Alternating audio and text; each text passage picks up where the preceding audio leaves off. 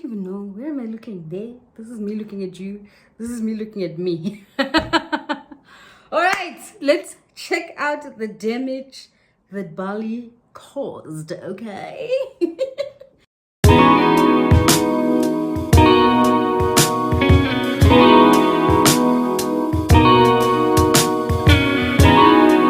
Hi guys, welcome back to my YouTube channel. Happy New Year! Happy New Year! Guys, I actually realized that in the Bali vlog, I didn't even greet you guys. I didn't say hi, welcome. I just went straight into it. But welcome to this particular video where I'm going to talk about the Bali experience and also the Bali cost and all of those particular things. But Happy New Year to you. Blessed, blessed, blessed days in these 365. Even though we're already on the 7th day. Today is the 7th, yes, of January. I am back. And yeah, I've semi-sorted out my life because work is starting like very soon. Like my nails are redone, my hair's redone, like my lashes are redone. Like I'm fully back from holiday. Also, I have to tell you, I was so sick when I came back, guys. Oh, oh my God. I was so sick. Guys, I was sick from the plane. So on the plane from Bali to Dubai, I think like 2 hours before I landed, guys, I just started vomiting. Like it was just so bad. And it just deteriorated from there. And I remember just being on the second flight from Dubai to Johannesburg. And guys, in any case, I got to OR Tambo. I made it through that 8-hour flight. I got to OR Tambo and I was like, I had parked my car at the airport, and I was so weak, and I was guys, because I had diarrhea and vomiting at the same time. It was just so bad. I can't even describe to you how bad it was. You know, the air hostesses, I actually even threw up on the floor on the plane. Guys, it was bad. Okay, when I say it was bad, I mean it. So anyway, I got back to OR Tambo and I was like, I have to drive myself to the hospital. I drove straight to the hospital from the airport. Anyway, so it took me about maybe 3 days to like recover. I was put on a drip and all of that stuff. And it took me like 3 days to recover. Anyway, so by like, and when did I land? I landed on Thursday. So I fully recovered, I think, on Sunday. So today is Tuesday. So yeah. Today is Tuesday. I've just uploaded the Bali vlog, which I edited yesterday. So I'm recording this on Tuesday, but I'll probably only upload it like later because I still want to like get a couple of details so I can add it to the description box for this video. There's a lot of information in the description box about a lot of the things that I'm going to talk about right now. Okay, so I've prepared all the stuff here. I have my laptop here with me because I wanted to just cover a couple of things. So this video is particularly for those people who want to go to Bali at some point from South Africa. So a lot of the stuff that I'm going to speak here, especially in terms of cost, is in rands. So I don't know how much it is from your country. If you're watching from another country, you might need to do like your own calculations from IDR to your currency. IDR is the Indonesian rupiah, which is a currency in Bali. So you might need to do that. So yeah, I'm just going to cover like a couple of things on this video. So let's get started. All right, so I went by myself to Bali. I'm not adverse to solo travel. I know there's a lot of people who are scared. I don't think there's anything really to be scared of when you travel alone. I really think it depends on the country. There's a couple of things when it comes to that country. You need to, it's like, for example, if a woman from another country were to come here to South Africa by herself, she needs to think about whether South Africa is a safe country for women.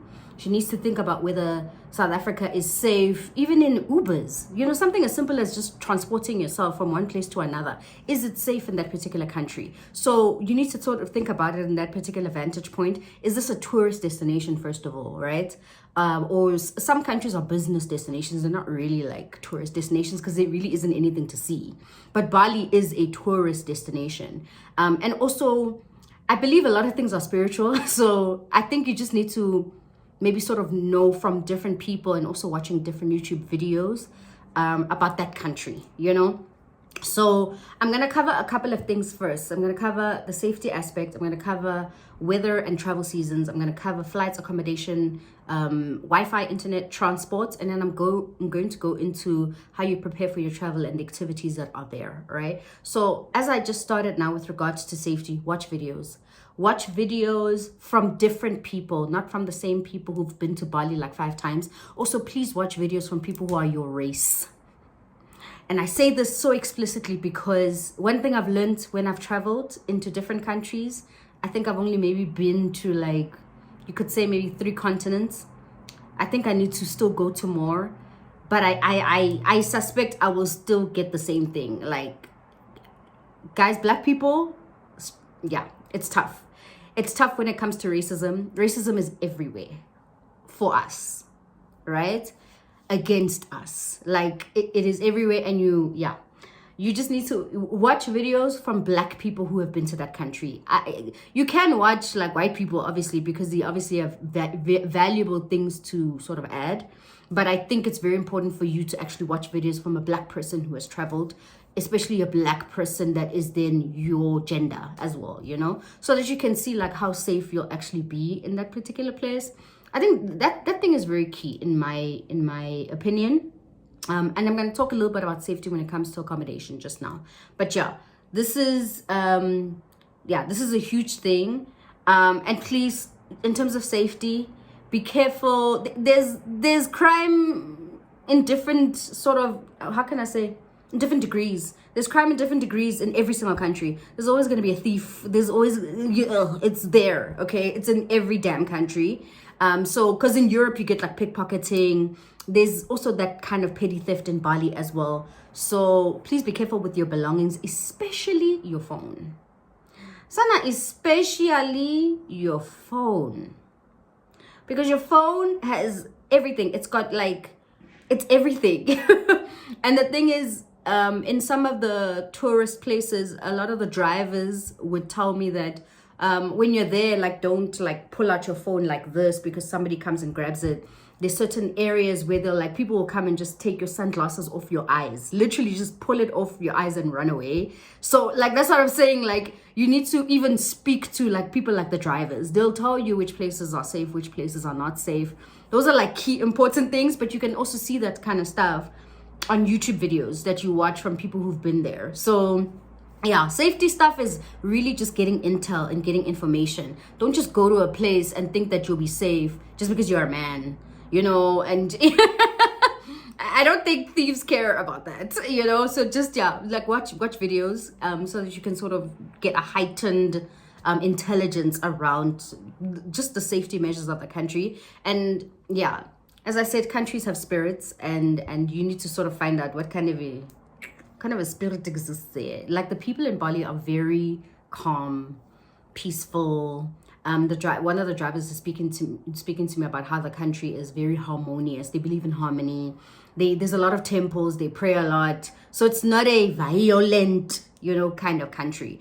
As opposed, obviously, to like South Africa, we have a very difficult history, you know, and then we now, as a result of that, have a lot of gender-based violence. We just have violence in general. We have violent crime in this country, and it comes from just the spirit of the country in and of itself. Let's move on to weather. So this is one thing that I feel like I neglected a little bit. And the reason why I neglected it is because I wanted to have a trip at the end of the year, which is our summer. But I feel like I should have looked for another country that is also in summer, because Bali is not necessarily like in summer in December. It's a rainy season. I don't think Bali is ever cold, but Bali from like end of November right up until the end of February is a rainy season. And the thing, like, do not ever go to Bali in January or February. You're wasting your money, in my opinion. It will rain every day. It will legitimately rain every day. It will ruin your trip. You're not gonna have a good time. So the peak months are June to September. But the thing is, the Europeans come, right? Because a lot of people go to Europe for Europe summer. The Europeans run away and they go to like all these islands. So, and it's very hot. The sun is out every day. It is humid over there, just by the way. It is, like with a lot of countries that are close to the equator, it's just hot. So it was still warm. The rain even itself was like warm. So the weather for me was like on and off. The sun would come out and then it would rain later on, or you'd wake up and it'd be raining and then the sun comes out in the afternoon. So that's the weather that I experienced in December. But the best times to go and the most expensive time to go is June to September. So I went in December. So please just check that. Check travel seasons, off peak, on peak season or peak seasons, and also just the weather that you're going to expect when you're there. All right, and then let's go into quickly about flights, right? Search for different flights, but to be honest, search for flights that are available from your country. I don't think with flights like people have like really options. You just need to see what is available from my country. Is it here connecting from London? Is it here connecting through Germany? Is it here connecting through Dubai? Because there is no flight from South Africa that goes directly to Bali, okay? So you need to basically see which options are the cheapest for me. There's Turkish Airlines as well. So from South Africa, it's Qatar. It is Emirates, it is Turkish. I'm not sure about any other place, but I think you can still do from London, but there might be another stop from London to somewhere else. But those are the ones that have one stop. So just look at those particular flights. I booked Emirates because I wanted to use my miles to book my flight, which were really, really, really helpful because they actually paid for 60% of my flight, right? So, but my miles, the reason why I have miles is because I travel for work using Emirates, and that's the reason why I had miles available to be able to pay for my flight. Okay, I'll get into the cost of the flights a little bit later, but look at your options when it comes to flights. Accommodations. Okay, so this is something that I would have changed. Now that I have been to Bali and I've sort of seen like the different kind of places, the next time I go there, which I will go there because there's certain things that I didn't do, right? Which I would love to do. So I would go back maybe with friends or I'd go back with a partner, whatever the case may be, right? So accommodation, I booked only into a hotel, only for my safety because I don't know the country. I'm unfamiliar with like how it is. And hotels also have like door latches and all of that stuff, right? And double locks and stuff like that.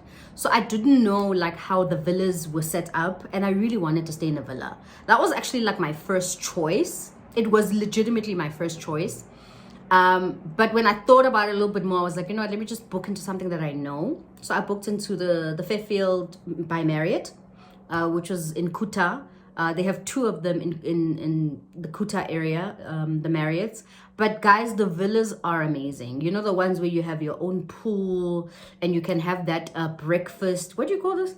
Breakfast in your pool. Floating breakfast. That's what they call it.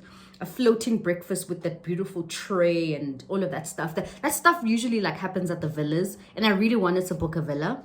But yeah, the one point I wanted to make about accommodation is that I'm going to book different accommodations the next time I go. So I will not stay at one place the whole time. So if I decide to go there for 10 days or for 7 days again, I am going to book at different places. So I'll do like 3 days here and 2 days here, for example, you know, or 3-2-2, for example. 3 days here, 2 days here, 2 days here. So 3 days in Ubud, 2 days in Canggu, and 2 other days on another different island, for example. Like I really want to do that next time because the areas look different. And I don't know, they just offer different experiences, and I just feel it's worthwhile to sort of experience them in their entirety. Another reason why I would sort of move around in terms of accommodation is because of the traffic situation in Bali. Oh my God. Ampur. Almost like this. Almost Ampur. It's getting to the level of Nigeria. Of Lagos. And you know, guys, like Lagos, you can be in traffic for 3 hours. I've been in that traffic in Lagos. Like, it's legitimately like that in Bali. It's bad. And one of the Uber drivers, Grab, the app that they use that side is called Grab, not Uber. But one of the drivers was telling me that in the last 5 years, it's just gotten worse and worse and worse when it comes to like traffic in Bali. But it's because of the tourism, which I think is really great. I mean, post-COVID, it's great that, you know, things have picked up quite a lot, but it's caused like a certain pressure in terms of like traffic in that place. So I would move around in terms of accommodation, to be honest, simply because of that. But I was comfortable where I was. It was a simple room. I was hardly there. And I think if you're hardly going to be there, then just get a simple room. But let it be comfortable for you. If you're more of a backpacker person, you don't care whether you're sleeping in a bunk bed, a single bed, then book whatever. But if you care about like how you sleep, the cleanliness of the bathroom and all of that stuff, and whether housekeeping comes and cleans the room, then I would rather like book into a hotel, you know, or book into a villa where they do housekeeping. But if you're a backpacker and you want a low budget situation, Sana, book those backpacker places. I mean, they're definitely there, they're definitely available, and they're definitely on the cheaper side. Wi-Fi. Okay. Wi-Fi is something that you have to get. Do not bank on the fact that there must be Wi-Fi somewhere or there's Wi-Fi where I'm going. You need it. You need it. You need it to order your grabs, okay? Your transportation while you're there. You need it to see where you are actually going. You know, you don't live there. This is not your country. You don't even know whether your driver is taking you to the right place, and you're just like hoping and praying that, you know, I ordered the Uber while I was at the hotel, and now the driver is here. He's going to take me where I'm supposed to go. No, okay? You need to have internet on your phone at all times. It's not just for content. It's not just to contact your loved ones, which I do recommend you have that internet for. But it's really just to be online. Just be online. So you can buy an eSIM.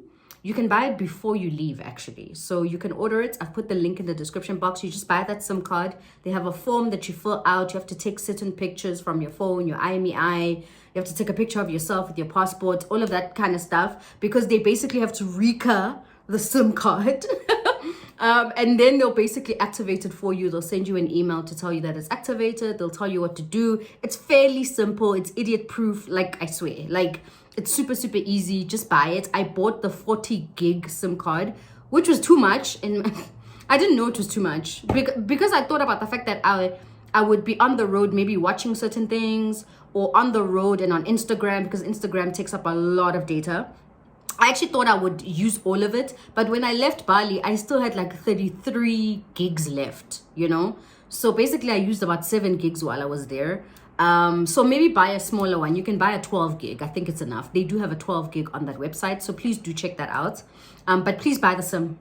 Buy the SIM beforehand. Did they even ask you when do you arrive, you know?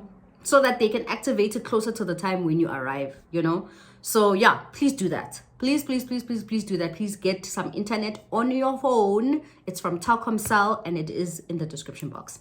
And then there's transport. So I mentioned Grab. Grab is their Uber. They don't have Uber, they have Grab and they have Gojek. So both of those have cars, they've got bikes. Bikes are major. You would have seen that in my vlog. Bikes are, for me, to be honest, if I didn't need to carry a big bag every single day, and if it was not raining every single day, I would have taken a bike every day. To be honest, I only took a bike on New Year's Eve. That was the first time ever. And when I was on it, I was like, why the hell have I not been taking a bike this whole time? Because it really gets you places much faster. Use a bike. Use a bike. Okay, it really helps with the traffic situation, okay? Because from where I stayed in Kuta to Ubud, it was an hour and a half, my dear. I would have loved to go to Ubud via bike, if I could. Because it took so long to get there. It took maybe 2 hours to get to Ubud, which is insane. It's absolutely crazy. But yeah, that's the transport. You can also order food there. So they've got Grab food. It's like Uber Eats. It's exactly the same. Exactly the same, exactly the same. So yeah, so that is the transportation. And as I said, traffic. Anticipate it. Please anticipate it. And when you see on on Grab, on the app, you have to download the apps, obviously. When you see how much time, when you're about to order a Grab and you see how much time it's going to take to get there, if it says 63 minutes, it means it. I promise you. It means it. It means it's going to take you an hour to get there. Because it's also calculating like traffic. It actually also shows you the red areas, just like it would on Waze. I think on Google Maps does that in South Africa as well. But on Waze, it shows you like the red places, the places that have a blockage of traffic. It's exactly the same. That app does that too. All right. So let's talk a little bit then about booking and preparing for your travel. So please book flights in advance. I mean, there is absolutely no trick in the book that will ever help you for a cheaper flight if you're going to book the week before, if you're going to book the month before. There's no trick in the book. Anyway, try to book your flights in advance, all right? Like if you can, because they will be expensive. If you have miles, take advantage of that, use them. I would recommend it because the flight is not cheap, and I'm going to speak about the cost later.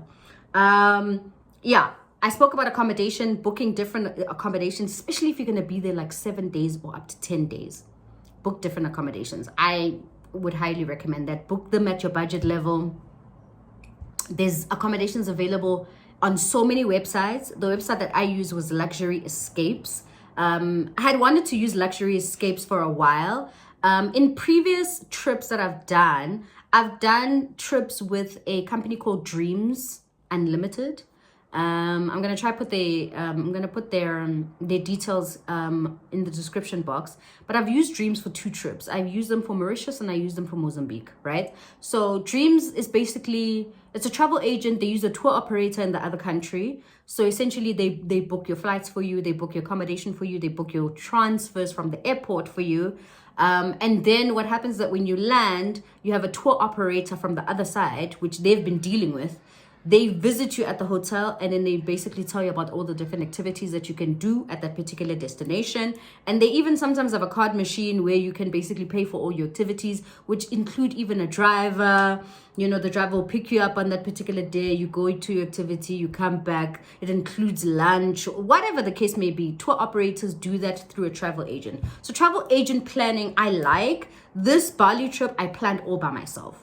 Everything, literally everything from the flight right down to every activity to every meal that I had was basically all me, right? But you can do all of this particular stuff with a travel agent in South Africa who deals with a tour operator in another country. They're basically called DMCs, destination management companies, in the other country that travel agents work with.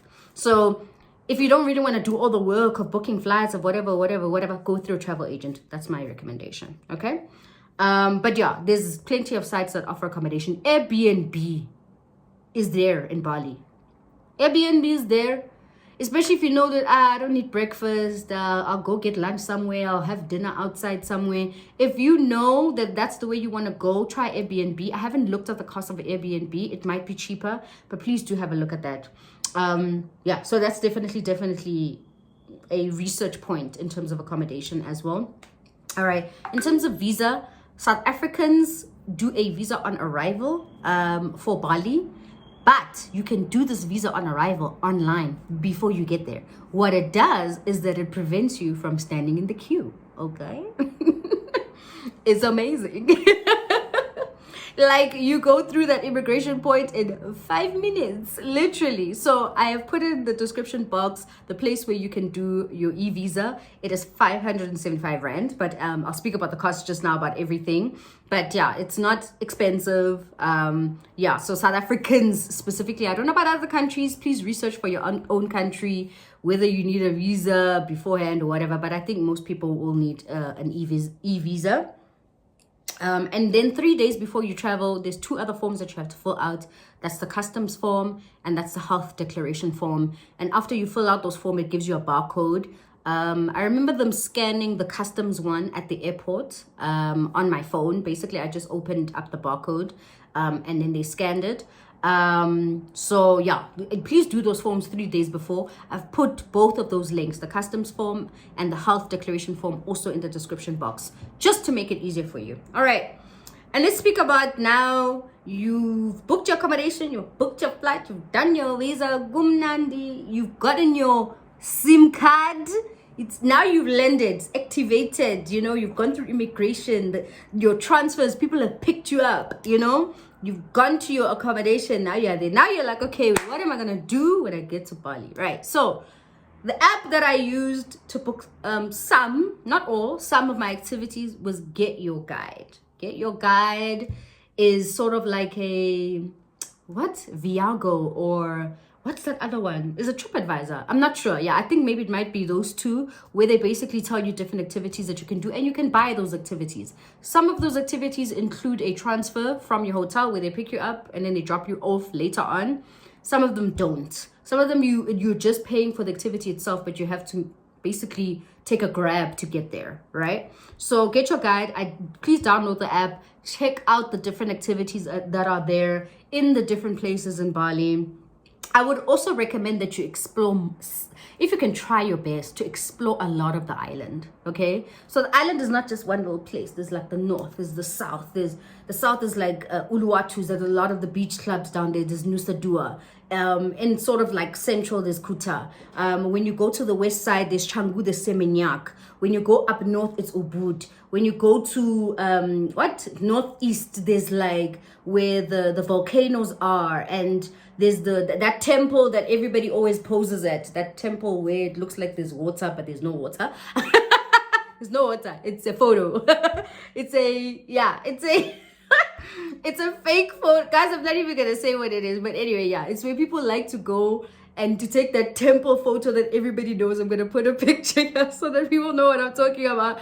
That place is so far away. It's like 2.5 hours away, and then on top of that, you have to stand in a queue for 2 hours because people just want that picture, you know. So basically, you spend 4 hours just to get that one picture. In the middle of, you know, those temple doors or whatever. But yeah, they're quite famous. But anyway, yes, you can buy all of those particular activities on Get Your Guide. That was for me like a huge help. Pay for them in advance. You can buy them like just before you leave, especially when you know like Bali has great weather. You don't need to worry about whether it's gonna rain or not, because some of these activities, a lot of them actually are outdoors, like you're outside, you know. Yeah, there's nothing that's covering you. Basically, if it rains, you must get a raincoat or an umbrella if you still want to go and see them, you know. But yeah, pay for them in advance. That's what I did. I just bought. I chose the day that I want to go there, and then that was it. The person that did my itinerary was my friend Nolo. So my friend Nolo is an amazing itinerary planner. Like every time I've gone with Nolo somewhere, even if it's on a work trip, like Nola has planned certain things for us, especially if we travel and we're there like on a weekend. Like she'll plan for things for us to do on a weekend, and they'll always be amazing. Even the places to eat will always be amazing. So she is so incredible at that. So she built my initial itinerary, and I basically actually followed it to the T. Like most of it. I think there were maybe 3 things that I didn't do on that itinerary, but other than that, it was amazing. It was perfect. It was perfect. I was tired because every day I was out. Like every day I was like getting up, bathing, going somewhere, getting up, bathing, going somewhere. And a vacation, you need to decide what type of a vacation it is. Am I going to explore, which means you will be tired when you come back, or am I going to relax? And that means you are going to Mauritius, you know, you're just chilling at your resorts, just drinking cocktails, reading books. That's a relaxation holiday for me, in my eyes. But some holidays are like, I'm out. I want to see umhlaba ukuthi unjani. So this was that kind of a holiday. It was more of an exploration, kind of adventure kind of holiday. All right. So I don't want to make this video long. So we're almost at 30 minutes. So I want to just speak quickly about the costing, right? The costing really depends on you as a person. Are you looking at a small budget? Are you looking at a mid-level budget? Or are you looking at a luxury budget? I see myself as a mid-level budget person. There are certain things I am willing to compromise on, and there's certain things that I'm not. Some people don't care. They just want the cheapest thing, the cheapest food. Yazin, they will always take a bike, because a bike is like the cheapest form of transport there. Like they just want everything to be cheap. And you can achieve that in Bali. But I actually see the currency of Bali to be very similar to South Africa. So I wouldn't say, I did feel some things were expensive, but I didn't feel like everything was expensive. I don't know. Like, do you understand what I mean? Like, you can find cheap alternative to certain things, and with some things, like, I want to experience it, you know? So I'm a person that loves food, good food. So I'm very much into restaurants. So I'm willing to pay even for an expensive restaurant, right? So it really depends, like, as I said, what kind of a person you are. The places where there's like there's movement in terms of money is accommodation, is to a certain level, your airport transfers can be quite cheap. Your activities, whatever it is that you decide to do when you're there, you can do a lot or you can do very little. Food, definitely you can compromise on food, right? But there's something that they call Bali belly, which is basically a stomach bug that people get Bali belly. It's an actual known thing. It's called Bali belly for a reason, because a lot of the street food or cheaper food gives people like stomach aches, you know? So yeah, I don't know. Take the risk at your own peril, please, you know? That one is at your own risk completely, you know. But those are the places where you sort of like can compromise on certain things around costing. And then there's shopping. Now, I mean, depends. Are you a shopping person? Or are you not? Some girlies are fashion girls, some are not. Some are more restaurant, some are more... Do you understand what I mean? Some want to spend more on activities. Some want to do expensive things like helicopter rides, which are available there. There's a bungee jump at Nusa Penida. You can do that there, but it's about 3,000 rands. Even the helicopter ride is about 3,000 rands. Some people want to do all out on activities and they'll get the cheapest food. Some people want a completely luxury experience where it's all of the expensive activities and the expensive 5-star accommodation, and they have like their own maybe personal driver that they got, you know, who drives them everywhere every day. There's a luxury experience that's available, there's a mid-level experience, and there's like a cheap experience, right? But I wanted to just share, actually, like, I'm happy to share the costs of this trip. They were actually, I'm not saying they were far off to my Mauritius trip, which was also a solocation that I did. Because just keep in mind that Mauritius was about 32,000 rands, right? Everything. I'm talking about, I used a travel agent with that. And I think I paid the travel agent about 21,000 or 22,000 around there. Which was basically flights, accommodation with breakfast and dinner, and my transfers. And I think that's pretty much it, right? But then while I was there, I had to pay for all my drinks. I had to pay for all of my activities while I was there. And that was like an extra 10,000. So that's why I'm saying that Mauritius came up to like about 32,000 rands in total at the end. So with Bali, the cost of the flight, and I was booking the flight, FYI, in July. I was booking it for December, but I booked it in July. And the flight, so that's like what? 5 months or 6 months before. And the flight was 15,789 and 30 cents on Emirates, okay? I used my miles, so I only actually paid 7,600 and so for the flight, right? So, and I also included travel insurance with that as well. So guys, like, the flight to Bali is not cheap. Even when I Googled it yesterday, it was sitting at 18,000 rands, right? So just know that the flight to Bali is not, it's not cheap. Like, yeah, it's not here to Cape Town. No. It's basically like a flight from here to Dubai. Well, yeah, could be actually almost the same. So yeah, so that was, yeah. So if you're paying the full cost of the flight, 15,789 and 30 cents, that's how much I paid for my accommodation, which was 8 nights, which included only breakfast at the Fairfield by Marriott's. That was 13,560 and 22 cents. I'll give you the total at the end. My transfers, which I booked on the same site as the accommodation. So as I said, I use Luxury Escapes. At Luxury Escapes, at the end, when you've booked your accommodation, it asks you if you would like airport transfers. So I did add them on, and that was an additional 1,128. So I had a driver who picked me up from the airport, very easy to find him. And also when I was going back to the airport to come home, he was there. Perfect. And then let's speak about all the activities, guys, that I did. And I'm going to go through the activities at the end of this video, okay? The things that I did basically on each particular day. But all the activities that I did came to, and this one also has a bit of an asterisk because it includes the beach club. So the beach club, essentially, I booked a day bed at the beach club. And that day bed booking includes your meals. So it's so strange because it's like it's an activity-ish, but it also includes food. Right? So yeah, it's a bit tricky in that particular sense, but I'm going to add it here in the activities because it was something that I did, right? So that was 8,057 rand and 65 cents. All the grabs, which is the Ubers, the transports from the whole time that I was there, 2,460, all of them. Then food, as I said, the food cost is a little bit tricky because of the fact that I've added the beach club food into the activities that I just mentioned. But the food was about 3,968 and 30. So actually, I'm gonna make a point here about food. Food is expensive in Bali. If you're going to eat at restaurants, there was one restaurant. It was the restaurant that I ate at on New Year's Eve. M. Mason, stunning. Woo! We even asked for the chef. The chef actually came, or the head chef. I was like, oh, I need to talk to you, sir, because wow, it was incredible.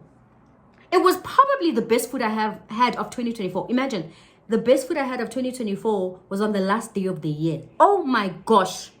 It was incredible. Just that bill alone, just for me, because I was with other ladies there. So I had met up with some ladies from Kenya who are sort of like a contact of another person who was coming to Bali. But anyway, I was at dinner with them on New Year's Eve, and we each paid 1,191 just for that one meal. And it was like starter, main course, which was like, we shared like a lot of like food together. Yeah, but it was worth it. I would pay it again. I would pay it again. Best food I've ever had. So yeah, food was 3,968.30. And then I spoke about the visa on arrival. That's 575 Rand. There's also something called a tourist levy that you need to pay. The link for that is in the description box. I actually saw this on a YouTube video where Bali is implementing a tourist levy. And basically, if people stop you wherever you are, whether it's like police, or they can ask you for proof that you've paid that tourist levy. And I basically printed that proof and I had it in my bag the whole time that I was there. It's 173 Rand and 50 cents. It's really not that expensive.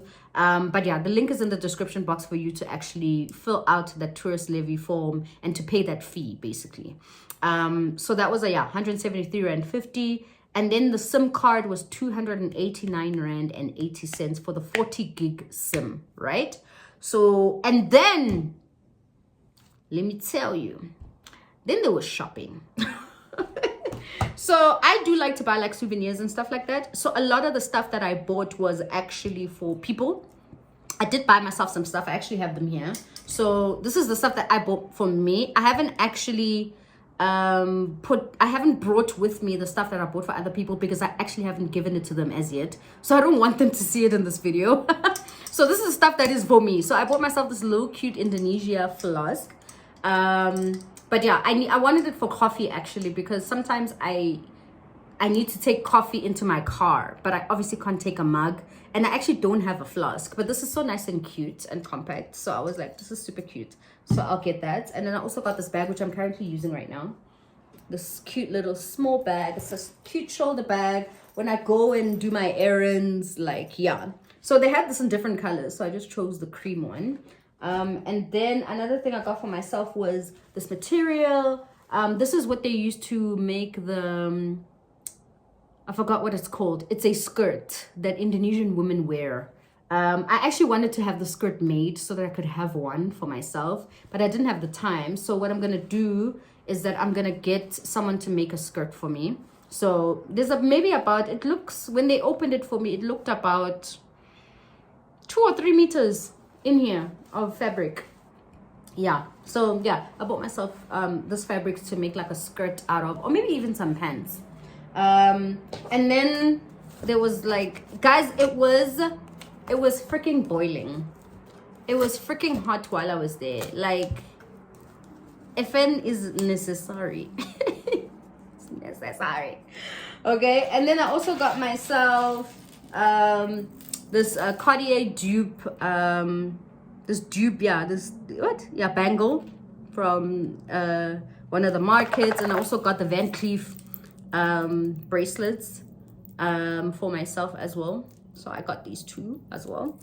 But as I said, I got stuff for my mom, my nephew, my 2 cousins. Like, I got stuff for Nolo. I got stuff basically for other people as well. So basically my shopping came to, like, I had withdrawn cash, so it was very difficult for me to actually determine how much I had actually spent. So I actually just put the amount that I withdrew in cash. So in cash I withdrew 4,130 and 22 cents.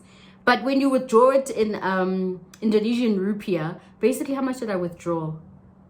3.5 million. So that 3.5 million, is that all? Yeah, I think it was because I withdrew 2.5 million at the airport, and then later on in the week when I was in Ubud, I withdrew another million.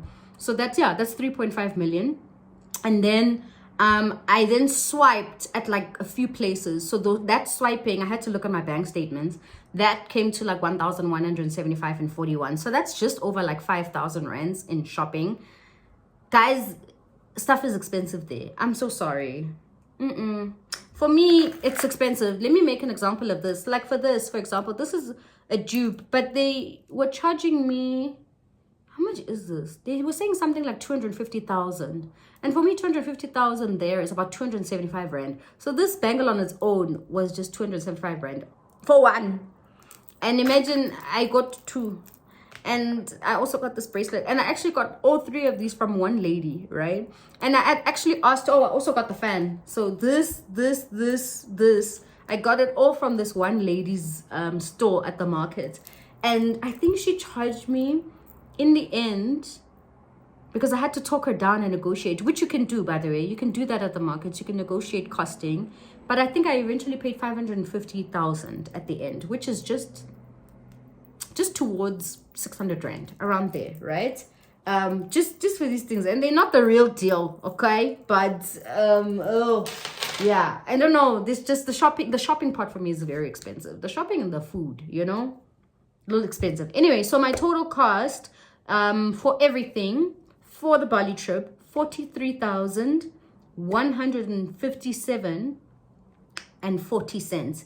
If you were going to pay the full cost of the flight, which I didn't, I paid for only 40% of my flight. So if you're going to pay the full cost of the flight, it's going to come to 51,307 and 40 cents. Okay. So that's how much I spent. As I said, for me, I'm like a mid-level traveler. Like, yeah, mid to luxury, I don't think I'm full on luxury. I wish. I wish. That's how I want to travel, honey. But I don't think I'm there yet. But I think I'm definitely from the mid to the lux level of travel and just shopping and buying and all of that particular stuff. And must also remember that my flights and my accommodation and my transfers, those particular three things, what is it? The 7,000, the 13,000, and the 1,000 for transfers. I paid all of those things in July. Remember, I booked that stuff initially in July. Everything else, activities, transport, food, shopping, that all happened in December on the trip. So I also had a couple of months to save money so that I have money for my holiday. It's important to save money for when you are there, not just for the booking. When you are there, there's two sets of money. There's booking money, then there's like stuff that you are doing when you are there. That costs money. So yeah, that's how much it was, guys. Going to Bali by myself, 43k by myself, which is why I will never pay for a trip for anybody else, because I know how much it is to travel, especially at my level, right? Like, I just know, like, no. I'll never pay for a man, a friend, a mom, my mom. I will not. It is very expensive to travel, guys. It's not cheap. And I don't know why people think that traveling is like this. It's not easy to travel. It's not. Mozambique was actually cheaper. If I think about it carefully, actually, yeah. Like, I went with my friend Nolo, but I think our package was like 26,000 rands each, just with the travel agent, because we used the travel agent for that. But when we were there, like, things were cheap when we were there. Like, Mozambique is cheap. Mozambique, I mean, once a holiday is not so bad, is not bad, is Mozambique, because I think we only spent about 2.7 when we were there on the ground, and we had to pay for our drinks, we had to pay for like stuff while we were there, and we didn't actually pay much, So I think that trip was actually just under 30,000, but still, guys, in a place where South African people don't earn high salaries, especially the black population, it's not easy to travel, to take out 30,000 rands and go on a trip. It's not easy. It's not easy at all. Now that I've paid for Bali and I've been there, I actually wonder what Europe is going to look like, because I so badly want to do a Europe trip. And that Europe trip is like 5 countries. It's like Portugal, Spain, France, Netherlands, Italy. I don't know whether I want to do Germany. But like, I wonder how much a Europe trip would cost me, because I might need to downgrade my level. Because the euro is the problem. Oh my god. Guys, I hope this video was like helpful. Just quickly on what I did on each day. So Christmas Day, I didn't really do anything. On day 2, I went to Nusa Penida. On day 3, I was in the south of Bali. I went to White Rock Beach Club. On day 4, I was again in the southwest of Bali. I went to the cultural park. I didn't end up going to Uluwatu Temple and the Keshak fire dance show because it rained really heavily in the afternoon. And then on day 5, I went to the northwest of Bali, which was at Tanalot, at Jatiluwu Rice Terraces, and the Ulundanu Beraton tour. So I did that on day 5. And then day 6, I was in Ubud. I did the cooking class, did the Bali swing, and I visited the Kanto Lampung waterfall. And then day 7, which was my last day, I was in Canggu. And basically Canggu was like relaxed kind of day, relaxed vibes. I had a light lunch. I went to dinner with the girls. Like, I didn't actually really do much in Canggu. It's so nice there, guys. That place is a place to shop. Ooh. It's just vibes. It's just so nice. It's vibes also because it's such a young, small little town. Ooh. It's got young people. It's just so great. Like, I would love to stay in Canggu the next time I'm in Bali. But guys, I'm actually gonna copy all of the stuff with all the links that are relevant for each and every single one, and I'm gonna put it all in the description box. And I really hope it all helps you to plan your trip to Bali. I do recommend. I'm going back. I mean, I'm going back. Even if it was like this expensive, I'm going back because it was just really nice, and I did enjoy myself. And I think I would have enjoyed myself 20 times more had I gone like with friends. Oh, that would have been so nice. And I think that's what I want to do next time I do go. So yeah, highly recommend. Like, comment, subscribe. Like, comment, subscribe. Like, comment, subscribe to the channel. I hope to see you guys very soon. I won't be vlogging for a little bit of a while. Taking a little bit of a break. Taking a bit of a break. I don't know for how long. I hope to be back like February or March. Yeah, well, February or March, somewhere there. Like, I really just need a little bit of a break from vlogging. But knowing me, I might miss it too much. I might miss it too much and just pick up my camera. I might miss it and just be like, oh no, where's my hobby? I really enjoy this.